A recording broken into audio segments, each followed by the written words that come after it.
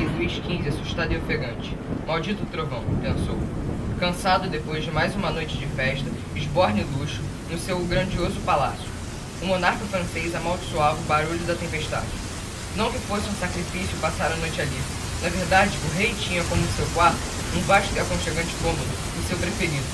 E assim, rodeado de conforto, livros e com o esplêndido cheiro destes, misturado com a umidade entrando em suas narinas, foi levado por Morfeu novamente.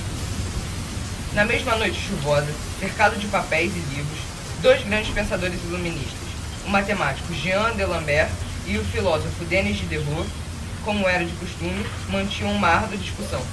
Mais uma noite de festa no Palácio do Rei.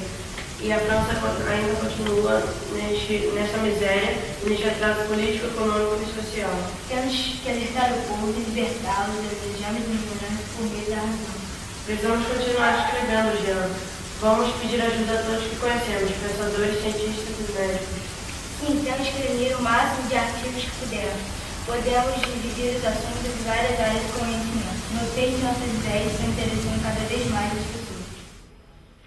Dessa forma, continuaram planejando até que André Le Breton, o editor e livreiro dos primeiros livros da enciclopédia, obra na qual Diderot e D'Alembert se propuseram a escrever apaixonadamente, ouviu a conversa dos amigos na sala e os advertiu da existência de certas dificuldades na publicação de argumentos contra as ideias da Igreja. Amigos, não podemos nos esquecer que todos esses pensamentos vão contra as ideias que a Igreja Católica prega e ainda precisamos da autorização do rei. Amanhã eu tenho uma audiência em Versalhes, vocês sabem como é. Qualquer palavra errada teremos guardas invadindo esse cômodo. Mas nada nos impede de expor nossas críticas indiretamente. Acho que não teremos problemas em iniciar nossas pesquisas. Há muitos burgueses incomodados com a falta de liberdade econômica que vivemos. E assim, conversavam muito durante aquela noite, e chegaram à conclusão que precisavam continuar com a enciclopédia. Paris amanhece em um dia nublado, mas um dia cheio de promessas para Denis e Jean, pois contavam com o apoio de sua amiga, Madame Pompadour, uma das amantes preferidas do rei, para influenciá-lo. André Le Breton, esperando para a audiência com o rei Luís XV, repassava diversas vezes em sua mente o que falaria. Mesmo nervoso, teve tempo de reparar o grande luxo de Versalhes e seus jardins esplêndidos. Por alguns momentos, até esqueceu o porquê de estar ali.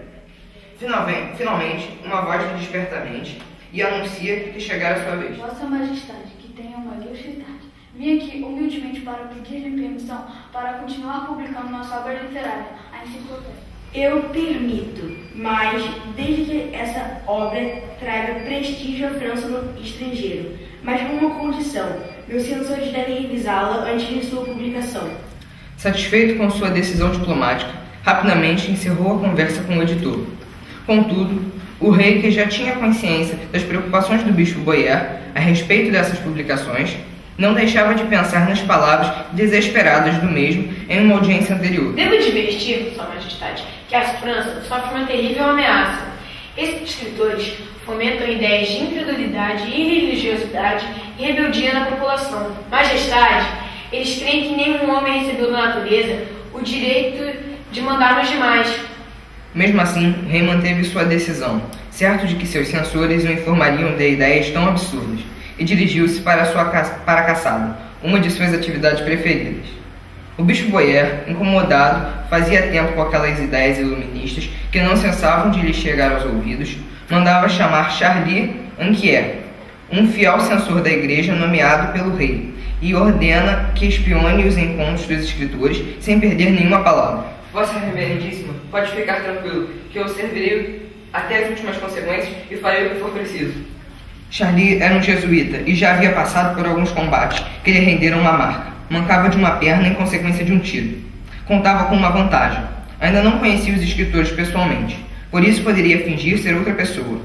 Imediatamente dirigiu-se para o salão literário onde se encontravam Diderot e D'Alembert, se apresentando a eles como Jean-Pierre, admirador de suas obras e que gostaria de ajudar. Boa tarde, cavalheiros. Eu sou Jean-Pierre. Gostaria de saber se poderia contribuir de alguma forma. Eu, como vocês, acredito que a França precisa de mais liberdade de pensamento e menos explicações religiosas para tudo.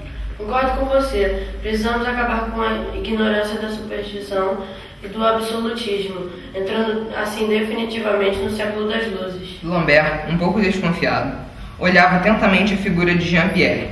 Será que ele era confiável? Pensava. Analisava detalhadamente o comportamento daquele recém-chegado, extraindo tudo o que podia com sua observação. Pouco tempo depois, Charlie, alarmado com tudo o que havia ouvido, se encontra com o bispo Boyer. Vossa Reverendíssima, eu consegui coletar as seguintes informações. Os escritores querem mesmo acabar com o pensamento religioso e com o absolutismo monárquico. Estou chocado. Obrigado, Charlie. Você tem sido um servo fiel. Continue em sua missão. Semanas depois, Boyer recebe uma carta e resposta vinda de Roma, escrita pelo Papa, que incluía a enciclopédia no índex de livros proibidos, ameaçando os católicos que lessem pós-comunhão.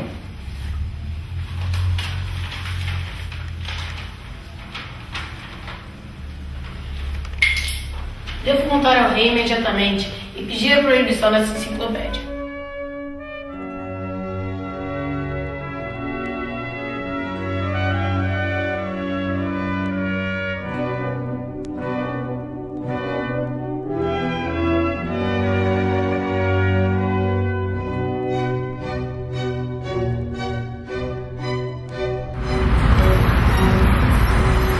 Faça o que for necessário para contê-los. Decretarei definitivamente a proibição dessa obra.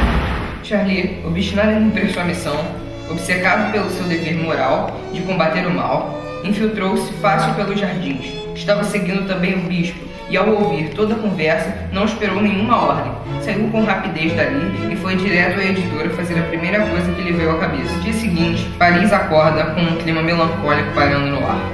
Em todos os pontos da cidade, podia-se ver a cinzenta fumaça de um grande incêndio que aconteceu na editora. Uma catástrofe que acabou com o lugar e matou um dos impressores que cumpria jornada dupla de trabalho para dar conta da publicação. O acontecimento revoltou a população, pois a editora empregava vários trabalhadores envolvidos na obra. Indignados, Diderot e D'Alembert não conseguiram engolir a história de uma fatalidade. Sabiam que algo suspeito estava acontecendo.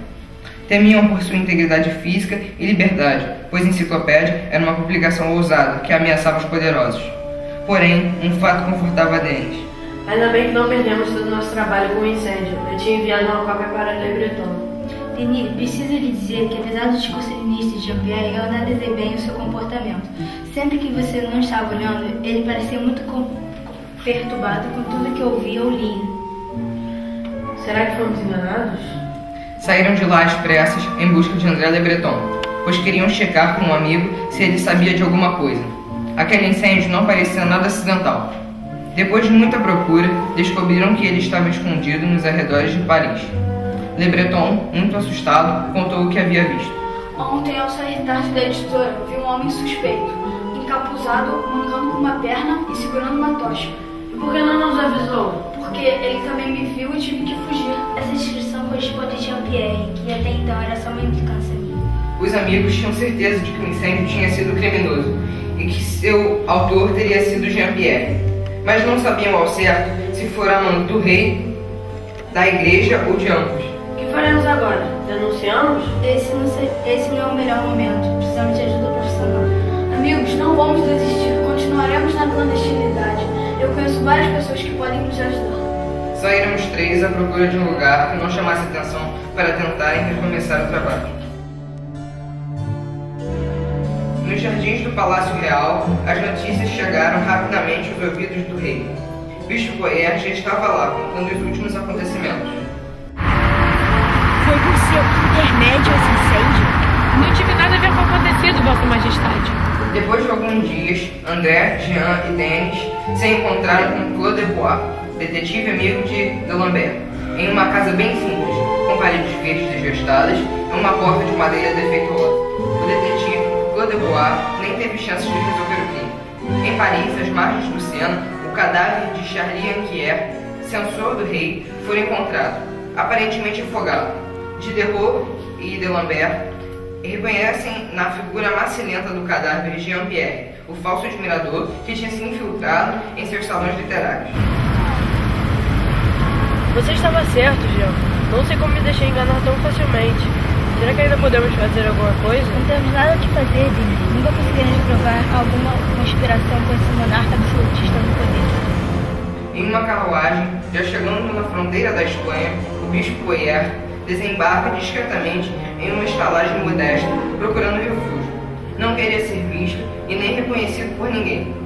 Sem sua roupa religiosa, só queria neste momento lugar para passar a noite, bem longe de todos. E assim, a França de Luís XV continuou sua vida. Paris jamais soube da verdade sobre o incêndio, mas as ideias iluministas continuaram sem se abater, mesmo com todas as dificuldades, pois as bases de uma nova ordem já tinham sido geminadas.